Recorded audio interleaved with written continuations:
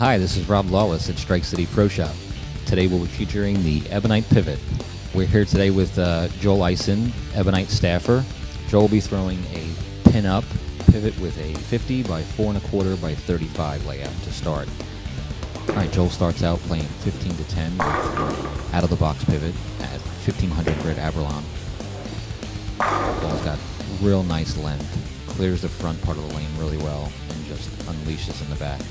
Goes through the pins really, really nice right there. Next shot gets a little bit wide, has a little bit of recovery, but it looks like it labors just a hair. Same thing with this shot here. It just doesn't go through the pins the right way.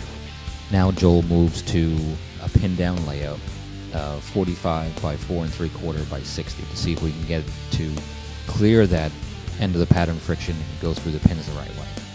One thing I want to point out in the last shot that we watched is the ball going through the pins, how it fell off the pin deck to the right. The next shot we're going to see how the ball stores a little bit more energy and really unleashes in the back part of the lane, going through the pins and leaving a 9-pin there. You got the messenger to kick it out. Anytime you see a ball go through the pins that strong, where it just continues off the back of the deck or even goes left through the pins, that's just great ball motion. Now we'll be featuring the source from Ebonite International. Joel will be starting on the fresh lane, lane 53, where he's going to be throwing the pin down source layout that is 45 by 4 by 60.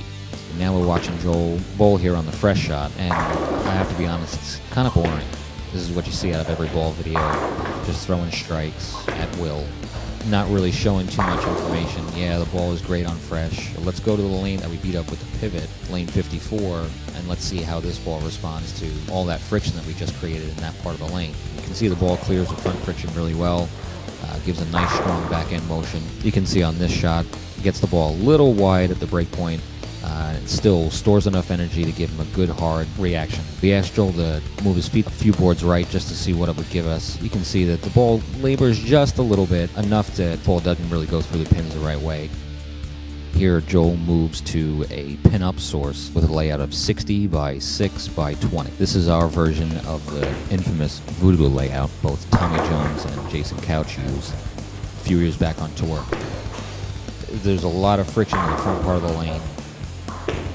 You can see a couple of shots here where the ball kind of loses a little bit of energy, doesn't really go through the pins the right way.